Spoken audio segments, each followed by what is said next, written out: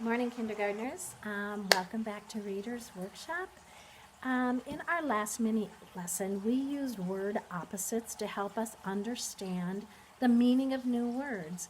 And this gave us a better understanding of the text, right? All right, so today we're going to practice identifying similarities and differences between events in New Year's in the book Happy New Year. Remember, when we compare, we tell things that are the same, and when we contrast, we tell things that are different. And I'm going to pull up an anchor chart that we did way back at the beginning of the year when we were looking at the differences between animals and plants. That was like our very first unit of the year. And so we had animals. This is the Venn diagram. Two big circles, right? I don't know if you remember that, but the two big circles on one side, it says animals, and these are the things that are animals do or have or get, and these are the things about plants. And in the middle are things that are the same between the two of them. Okay? So today what I would like to do is take two of the stories in A Happy New Year, and I want to compare and contrast them. So we have read Violet's story a couple times, right? But I don't think we have looked at Joey's story together. I think you probably have listened to the whole book on Benchmark, but I'd like to go over this one, okay? So this is Joey Chow's Chinese New Year. And it says, each year in the Chinese calendar is named for an animal. For example, you can be born in the year of the monkey, the dragon, or the rooster. I think I was born in the year of the monkey. I can't remember. I'd have to look that up. There's a picture of him. This is a picture of me with my sister Maymay. And if you remember, in Violet's, she also has a picture with her brother right there. So those are similar, right? They celebrate with their brother and sister. So it says, I love to celebrate the Chinese New Year. So does my little sister Maymay. This holiday is also called Lunar New Year.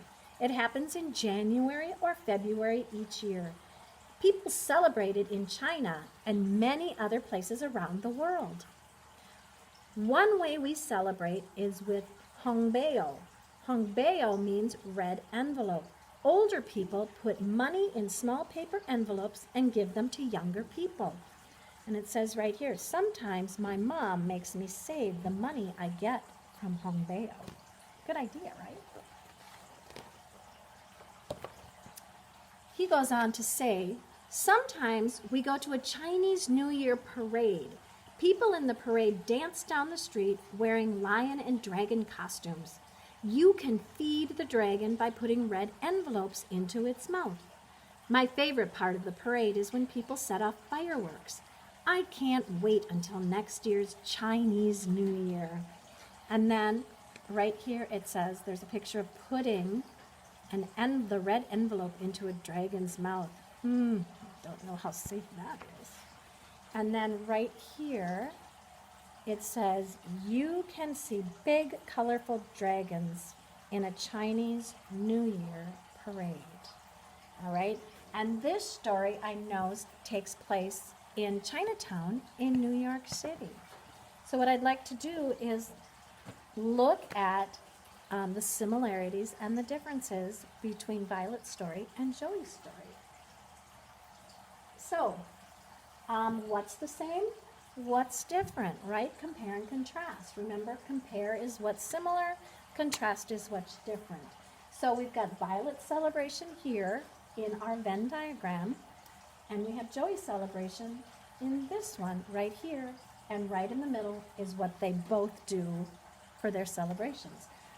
Let's see, Violet celebrates on the same day every year, right? December 31st is New Year's Eve. Throw confetti after that ball drops, and get to stay up late. Let's look at Joey's. Joey celebrates on a different day every year. Remember, it said in the story that it could be in January or it could be in February.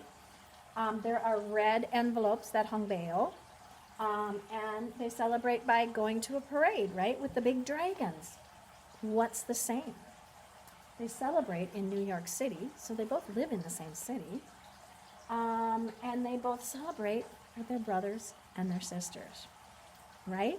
So they celebrate with their families. That's same. What I'd like you to do today is take 2 of your stories that you have, read them, and then compare and contrast. You could even make your own Venn diagram. Remember, 2 big circles? The similarities are what's the same is in the middle, all right? And the contrasts are on the outside. So go ahead and have fun with that, and I'll see you later. Bye.